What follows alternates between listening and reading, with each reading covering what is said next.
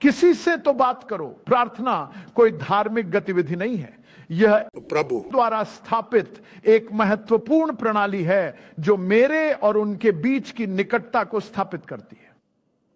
प्रार्थना वह प्रणाली है जिसके माध्यम से मैं अपनी आत्मा को संरेखित करता हूं और अपनी क्षमताओं को, जो आध्यात्मिक क्षमताएं हैं, को समायोजित करता हूं ताकि मैं यह समझ सकूं कि क्या कह रहे हैं। कोई बोलो आमीन।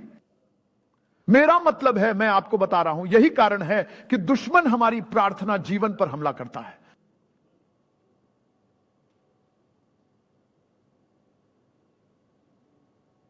यही कारण है कि कभी कभी जब आप उत्साहित होते हैं और प्रभु आपको प्रेरित करते हैं तो आप 1 घंटे 2 घंटे की प्रार्थना करना शुरू कर देते हैं और फिर कुछ ही समय में यह 20 मिनट तक कम हो जाता है, कभी कभी तो सिर्फ 2 मिनट। क्यों? दुश्मन लगातार आपके प्रार्थना जीवन पर हमला कर रहा है। लेकिन अगर आप प्रार्थना करने और इस संबंध को स्थापित करने के महत्व को समझते हैं और यह समझते हैं कि यह हम सभी के लिए कितना महत्वपूर्ण है, प्रभु के साथ एक सही घनिष्ठ संबंध स्थापित करना अत्यंत आवश्यक है, तो आप प्रार्थना करना नहीं छोड़ेंगे। तुम जानते हो, कई बार जब तुम सुबह उठते हो या तुम्हारा प्रार्थना करने का समय होता है, तुम्हारा मन प्रार्थना करने का नहीं होता, लेकिन तुम जानते हो कि तुम्हें प्रार्थना करनी है। कुछ दिखावा मत करना, उनके पास जाओ और कहो मेरा मन प्रार्थना करने का नहीं है। ईमानदारी से कहूं तो मुझे प्रार्थना करने का मन नहीं कर रहा, लेकिन मुझे पता है कि मुझे प्रार्थना करनी चाहिए। इसलिए प्रभु आपकी बाइबल के अनुसार, आपके वचन के अनुसार आपने कहा जब तक आप मुझे जीवित नहीं करते मैं आपको पुकार नहीं सकता, मैं आपके बिना असहाय हूं। इसलिए प्रभु मुझे चाहिए, मैं प्रार्थना करना चाहता हूं, मेरी मदद करें प्रभु, ताकि मेरी इच्छाएं मुझ पर हावी ना हो जाएं। देखो, शरीर और आत्मा के बीच हमेशा बैर रहता है, लेकिन तुम्हारा शरीर कमजोर है। और जो कमजोर है, यानी आध्यात्मिक क्षेत्र में शरीर कमजोर है, लेकिन शरीर आत्मा की इच्छा को दबाने में बहुत मजबूत है। लेकिन अगर मैं अपने आत्मा को निरंतर पढ़ने, अध्ययन करने और ध्यान करने और प्रार्थना के माध्यम से मजबूत बना सकता हूं, तो मेरी आत्मा इतनी मजबूत बन जाती है कि मैं अपनी शरीर को काबू में कर सकता हूं। सुनो मुझे, अगर आप किसी के साथ 10 मिनट रहते हैं तो आप बता सकते हैं कि वे शरीर के द्वारा या आत्मा के द्वारा निर्देशित हो रहे हैं, उनके बोलने के तरीके से। मुझे पता है कि बाइबल कहती है पादरी, लेकिन मेरे डॉक्टर ने यह कहा और मेरे विशेषज्ञ ने यह कहा और अमेरिका के विशेषज्ञ ने यह कहा। सच में क्या हम इसे नकार रहे हैं? नहीं, ये एक सच्चाई है, पर चलो उस पर ध्यान न दें, उस पर ध्यान दें। अब देखो, आप अपने दिमाग से आस्था के सहारे नहीं चल सकते।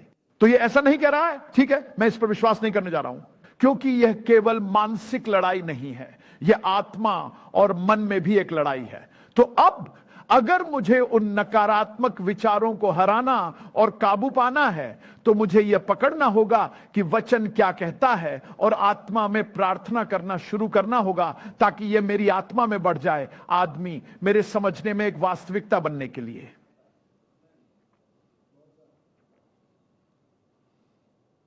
जब आप प्रार्थना के माध्यम से प्रभु में मजबूत होते हैं, तो आप किसी आदमी के पास खड़े हो सकते हैं और कह सकते हैं कि यह प्रार्थना का आदमी है। आप कुछ विशेषता को प्रसारित करते हैं,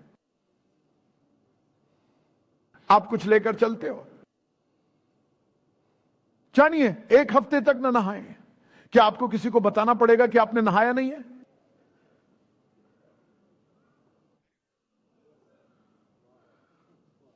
कुछ लोगों के लिए तुम्हें 1 हफ्ते का, 2 दिन का या 1 दिन का भी इंतजार नहीं करना पड़ता। हर कोई कुछ ना कुछ प्रेषित कर रहा है। हम अपनी आत्मा से क्या प्रेषित कर रहे हैं? अगर हमारी आत्मा कमजोर है तो जो प्रेषित होगा वो शरीर का ही हिस्सा होगा, लेकिन अगर मैं आत्मा में मजबूत बढ़ता हूं तो मैं उनकी उपस्थिति को ही प्रेषित करूंगा। मुझे आपको यह समझाना है। यही कारण है कि आप पवित्र आत्मा में प्रार्थना करने में लापरवाह नहीं हो सकते। आपको इसे आदत बना लेना होगा। याद रखें, बाइबल कहती है प्रार्थना के समय। देखिए, पीटर और जेम्स 9वें घंटे में प्रार्थना के लिए जा रहे थे। बाइबल कहती है वह क्या था? 3 बजे। उनके लिए यह आम बात थी।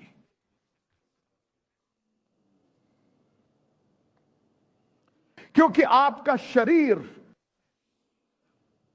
यह बहुत शक्तिशाली है, आपको इससे अनुशासित करना होगा। यही कारण है कि शुरुआत में आपको एक निर्णय लेना होगा। सुबह 6 बजे जब अलार्म बजेगा, मैं प्रार्थना करने जा रहा हूं, बस यही बात है। किसी भी हालत में आप प्रार्थना करने जा रहे हैं।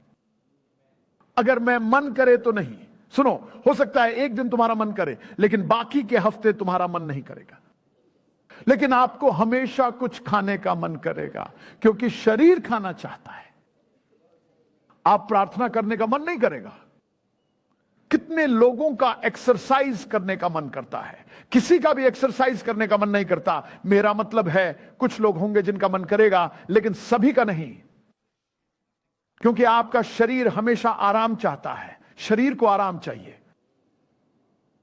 मांस मनोरंजन की इच्छा करता है। हमें 3 घंटे की फिल्म देखने में कोई समस्या नहीं होती, लेकिन हम 3 मिनट भी प्रार्थना नहीं कर सकते। मैं नहीं, कृपया मुझे गलत मत समझिए, मैं यहां किसी की आलोचना करने की कोशिश नहीं कर रहा हूं। मैं सिर्फ मांस को उजागर कर रहा हूं। यह दिखा रहा हूं कि हम मांस पर काबू पाने में कितने कमजोर हैं। हम कहने को तैयार नहीं है, माफ कीजिए, मैं आपकी पार्टी में नहीं आ सकता। क्या आप देख सकते हैं हम कहां हैं? देखिए, फिर भी हम प्रभु के पास आते हैं और कहते हैं, ओह, आपके बिना मैं नहीं जी सकता प्रभु, मेरी सांस आप ही हो प्रभु। आप झूठ बोल रहे हैं, इसलिए आप वे अच्छे गाने गा रहे होंगे और आपका शरीर संगीत का आनंद ले रहा होगा, लेकिन अंदर से सूखा महसूस हो रहा है, अंदर कुछ नहीं हो रहा है। क्यों? क्योंकि यह झूठ है। आपने वह आदत नहीं डाली है, आपने वह माहौल नहीं बनाया है, आपने प्रभु के साथ वह रिश्ता नहीं बनाया है जहां आप आनंद ले सकें। यही कारण है कि जब आप चर्च में गाना गाने और ईश्वर की आराधना करने आते हैं, तो पहले 15 मिनट तक आपको कठिनाई होती है ईश्वर की उपस्थिति का अनुभव करने और उसमें प्रवेश करने के लिए। लेकिन यदि आप प्रार्थना करने वाले पुरुष या महिला हैं, तो आप आते ही आराधना शुरू करते हैं और तुरंत कनेक्ट हो जाते हैं। इसलिए मैंने शुक्रवार को कहा था कि मैं समझ सकता हूं कि इस चर्च में प्रार्थना का स्तर गिर गया है, और मैं आपको बता रहा हूं, मुझे हमारे चर्च के प्रति एक बड़ाई है कि यह एक ऐसा चर्च हो जो प्रार्थना करना जानता हो। प्रभु का दिल कैसे जीते, मेरे दोस्त, मुझे आपको बताने दो।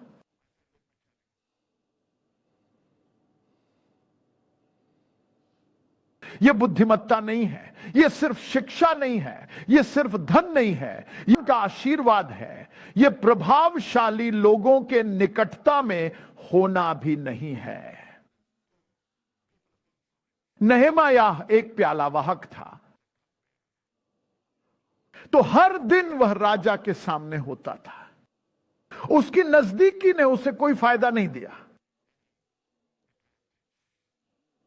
लेकिन जब उसने प्रार्थना की, जब उन्होंने प्रार्थना की, कुछ हुआ कि जब वह राजा के पास गए तो उन्होंने कहा, सर, यह है जो मैं करना चाहता हूं। उसने पूछा नहीं, राजा ने कहा, क्या बात है? वह एक याचिका लेकर नहीं गया था जिसे 1000 यहूदियों ने हस्ताक्षर, कोई मुझसे बात करे, हमारे समुदाय का सरकार के सामने प्रतिनिधित्व करना, नहीं, उसने ऐसा नहीं किया। मैं ये नहीं कह रहा कि वह गलत है, कृपया मुझे गलत मत समझना, लेकिन मैं ये कह रहा हूं कि प्रार्थना कितनी महत्वपूर्ण है। वह आदमी प्रार्थना करता था, उपवास करता था, राजा के सामने गया और कहा, क्या बात है? लेकिन सर, मैं खुश कैसे हो सकता हूं? तो क्या बताओ मुझे, क्या बात है? उन्होंने कहा, सर, यह समस्या है, मुझे शहरों और खंडहरों में दीवार बनानी है, और मैं कैसे खुश रह सकता हूं जब मेरे लोग पीड़ा में हैं? तो तुम्हें क्या चाहिए? मुझे ये चाहिए, मुझे लकड़ी चाहिए, मुझे पैसे चाहिए, मुझे सेना चाहिए, मुझे हर सुरक्षा चाहिए, इसे हल्के में मत लेना। उसने अपनी खुद की पैसे से दीवार नहीं बनाई थी, राजा ने सारा लकड़ी का इंतजाम किया। प्रार्थना का कोई विकल्प नहीं हो सकता, क्योंकि प्रार्थना ही वो तरीका है जिससे आपके साथ निकटता विकसित करते हैं। कृपया